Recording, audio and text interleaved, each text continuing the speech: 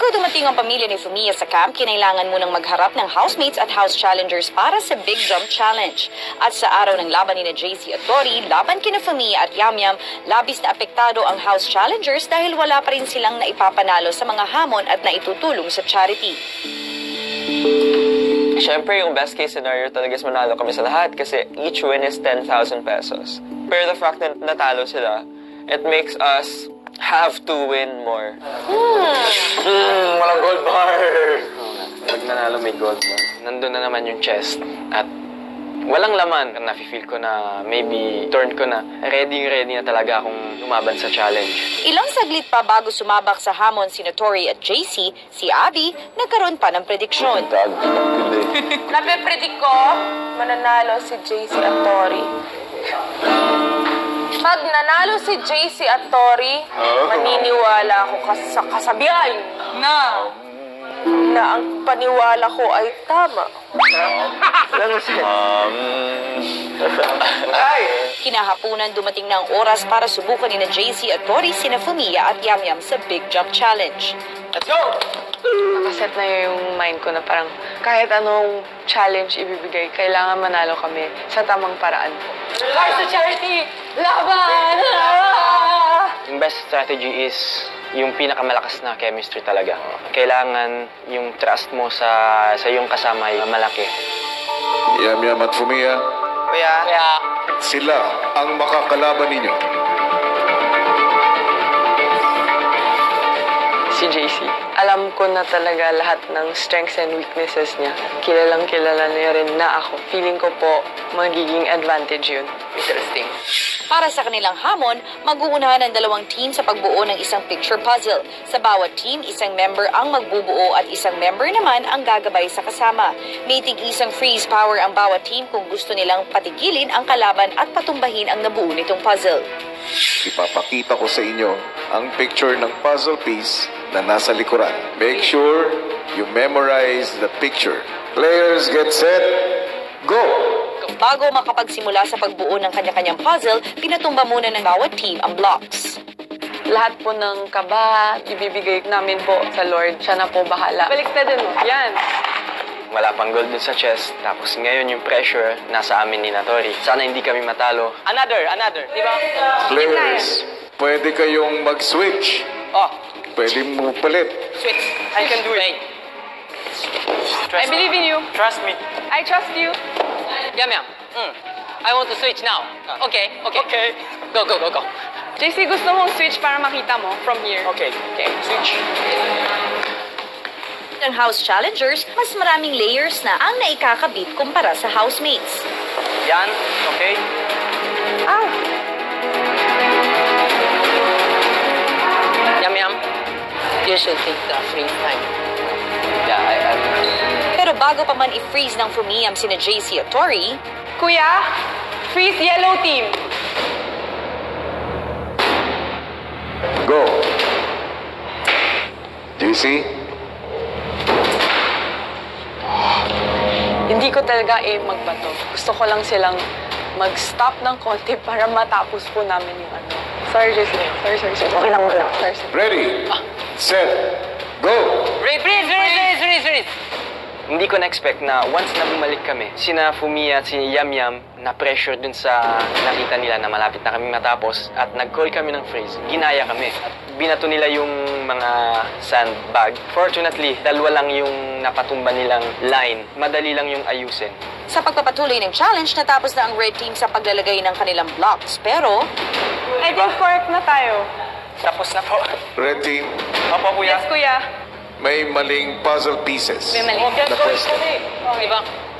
Kuya! Ito, team! Mali. Ngayon po, please. Wala pa rin nakakakuha ng tama. matapos ang paulit-ulit na pagkakamali ni JC at Tori, Pumisit. Tama lahat. Red team, Opo. kayo ay Lord, please, Lord, please, Lord, please. tama. Naging happy po kami ni JC kasi sobrang gulat na gulat kami na nanalo kami. Kaso, parang may Kasi na-realize namin may mangyayaring bad kay Fumiya tsaka kay Yamyam. Pagbalik ni Tori at JC sa camp, Nanalo kami. It's a fair fight. Fair nanalo kami.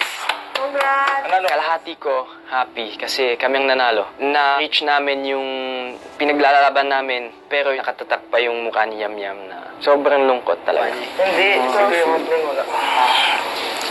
Parehas po silang close sa amin at alam po namin kung gano'n nila kagustong magkasama sa Big Four or hanggang dulo po kasi sobrang close po talaga nila. Nung nakita ko po talaga yung face ni Kuya Yamyam, yung face po ni Fumiya, dun po talaga ko na-feel kung grabe kasakit yung failure sa kanila. Kasi sa amin, para sa charity for a good cause. Sa kanila, pangarap po nila yun at dun ko po naisip na ang hirap maging house challenger po, hindi ko po talaga kaya. Masakit po talaga siya. Wala silang sama ng loob sa inyo, pero nalulungkot lang din sila sa result.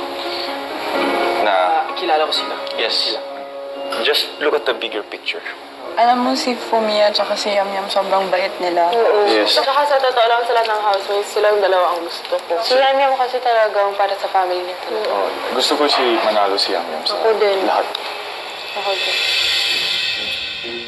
kinagabihan ng humupa ng emosyon sa camp, isang sulat ang pinadala ko na may kinalaman sa mag-birthday na housemate na si Fumiya. Konnichiwa, House Challengers. Bukas ay magkakaroon ng mga bisita ang Camp Star Hunt na nagmula pa sa Land of the Rising Sun. Sila ay walang iba kung hindi ang pamilya ni Fumiya. Nandito sila bilang sorpresa dahil birthday na ni Fumiya. Sa camp muna sila magsistay. Kaya naman, inaasahan ko kayong i-welcome sila. Isipin nyo na ang tatak Pinoy na hospitality. Let the planning begin. Manonosebleed ako, pero maiintindihan ko sila. Fluent ka sa job. I'm not like fluent, but I understand fluently. So I can translate very well. Pero pag ako mag-usap sa kanila, very simple words. Okay lang yan. Pero naiintindihan naman ako ni Fumi. Agad pinagplanuhan ng House Challengers ang gagawing mainit na pagsalubong sa Sankay family. Intro talaga ng pag-welcome is kailangan boom. So, diretso siya, performance like tinikling, very simple lang yun. Tak, tak, tak, then out. Si Joaquin pinaalalahanan naman ang iba sa pakikisama sa mga Hapon. May mga avoidant natin ng mga culture shock like kasi sa kanila, never sila nag-I love you kahit sa family nila. Hindi sila touchy. So huwag natin sila i-touch muna, hintayin natin sa mag-touch sa atin before natin sa i-touch. Pero maiintindihan naman nila na hindi naman tayo Japanese. So okay lang. They're very patient. Pero yung pagka-hospitable natin, natural naman yun sa atin. Kinabukasan, maagang naghanda ang House Challengers sa pagdating ng kanilang mga bisita. Ang preparations namin pagdating ng Sankay family, hindi man siya ganun talaga ka-perfect, pero ando naman yung flow. Maya-maya, dumating na nga ang pamilya ni Fumiya sa camp.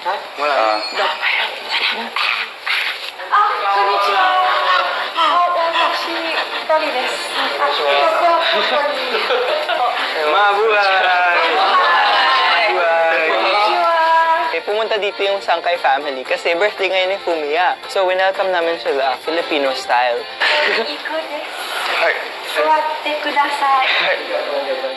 Pina-experience agad ng House Challengers ang Pinoy hospitality sa kanilang mga bisita. Coconut Thank you. Thank you.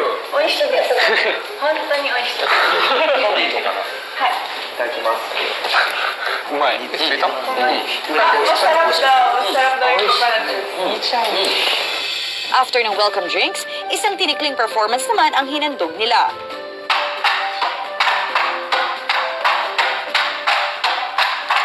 Pinakita namin yung hospitality namin through the Filipino culture, yung dance, Filipino games, put everything together para they see all the Filipino culture.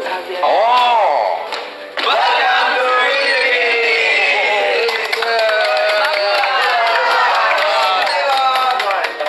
JC Des. Pinakilala namin yung isa't isa. Tapos everyone nag-try na mag-speak ng Japanese para alam nila na nag-effort kami na i-welcome namin sila. 私の名前はユウヤです。Yuya. Yuya. Fumiya no 弟です。 He is Fumiya's younger brother. Younger brother. 私の名前は俊也です。 His name is Shunya. フミヤの弟です。 A younger brother. いやいや、緑。いや、 Middle youngest. はい。私の名前は秋夫です。Akio. フミヤズファーザー。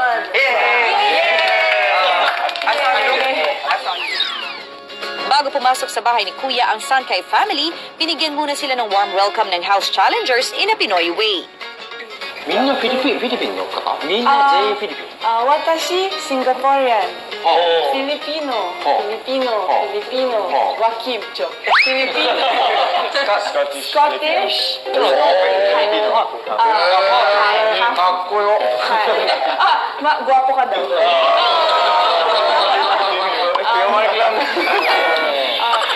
Italy. Italy ni grow up. ボーノ。 Mono. Good. Ati Sani, Lebanon. レバノン。 Half. すごい。 Sobrang excited po ako tsaka happy po kami kasi nakabuo po kami ng plano at the start, went well po. Pagkasalita lang po nila ng isang sentence ng Japanese na diretso, doon ko nalaman na, oh my gosh, ang lalim po ng Japanese nila. Patay. Watashi? Watashi, ex-husband. Fumi no tomodachi. 知らなかった友達。すごい。Fumi wa hontoni ureshi. Watashi no nihongo. Chotto wakaru. Hontoni ureshi. 嬉しいと思う。He teach me more.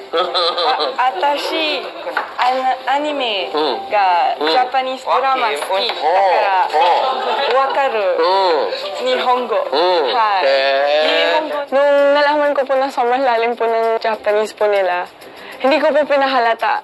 Nahihirapan po talaga ako yung nosebleed sa English po. Nosebleed ko ako ng blue po sa Japanese. Ganon.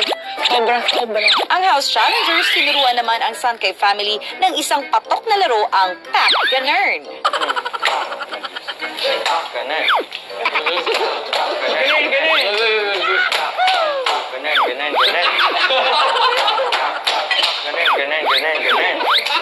Kasi parang fun lang siya kasi you have to keep track of numbers. And masaya ako kasi especially yung father ni Fumi, napaka-down, napaka-G mag-play.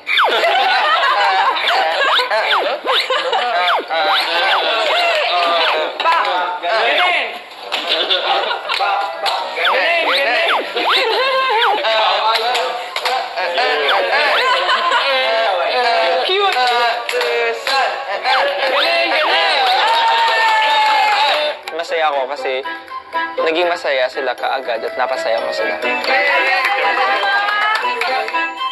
Habang nagluluto ng adobo sina Grace at Mark, tinuruan naman nila ang Sankay family ng tinikling. Tinikling. Should I? The two of them na lang. Go.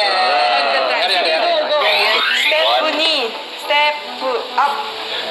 Step up. 1, 2, 3. Madali sila natuto kasi basic lang din yung binigay ko sa kanila. Masarap sa pakiramdam kasi willing silang matutok. Yung kultura din natin, lalo na sa folk dance, ay gusto nila. 1, 2, 3, 4. Jump!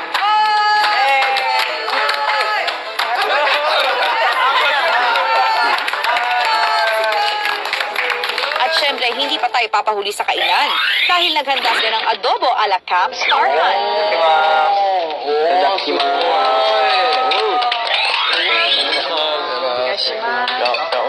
Bon appetito. Masarap daw! Ay, in fairness, approve sa panlasa ng Sankay family, ha? At mukhang napa-second round pa sila, oh. Mike. Masarap daw. Kaya kuha pa daw siya. Nung nakikita po namin na nagdadagdag pa po sila ng ulam, talagang sobrang saya ko kasi nagustuhan nila yung luto. Arigato. 美 Wala ko pang na-meet na tao kahit saan sa mundo na hindi sila nagustuhan sa adobo. Confident din kami na masarapan din sila. Bongga! Dahil Pinoy tayo, syempre, hindi mawawala ang panghimala sa kainan. Happy Fiesta! Halo, halo! Wow! Ugas na lang isa pa. O tayo. Tayo din, sabihan sila. Tingnan muna natin reaction nila. Sige. Oishi. Oishi? Really? Really? Very sweet. Sweet. They said it's an interesting texture and taste. It's hard to... It's their first time eating something na ganyan. Oishi? Oishi! Okay. Kahit na hindi kami same language, nakipag-communicate din kami. It serves na as a testament to how human connection transcends mere language. Kahit na you're from opposite ends of the world, there's still something that connects us as human beings. Yay! Yay! Gusto ko yung latek. Thank you. Oh, thank you. Halo-halo wa mix. If I mix. Mix.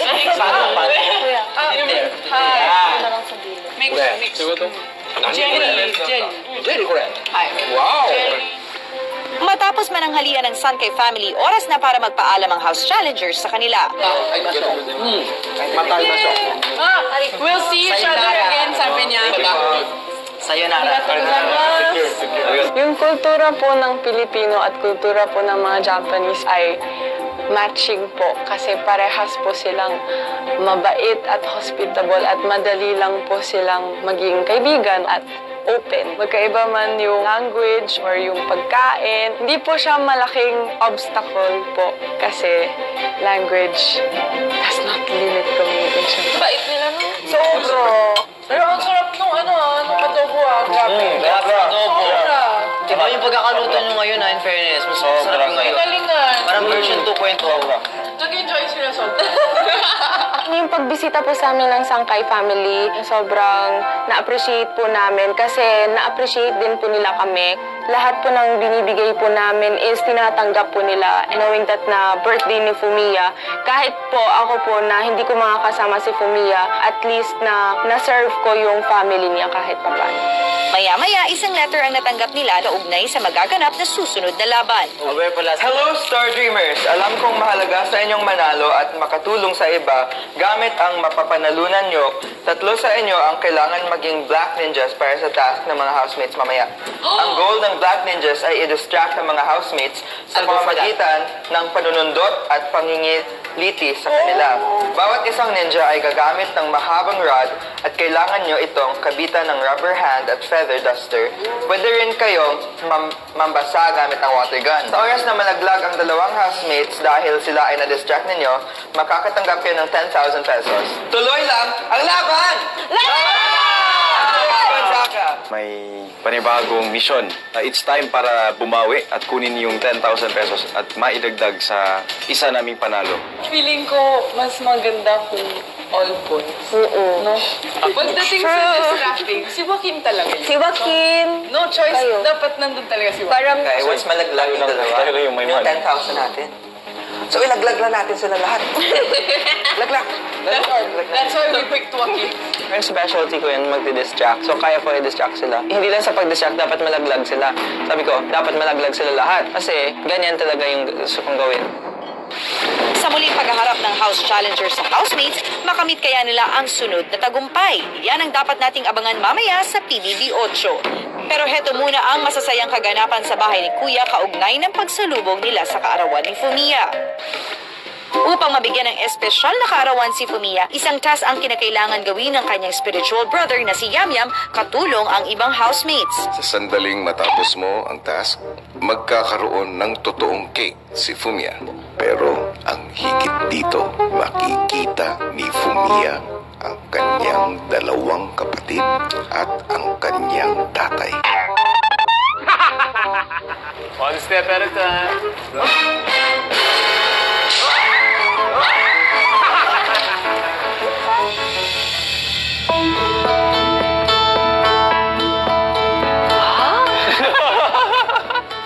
Maji? マジで Maji, sige. Happy birthday, Kuya-kun! Ang kwelang birthday class at masayang reunion ng Sankay family mamayang gabi sa Pinoy Big Brother 8.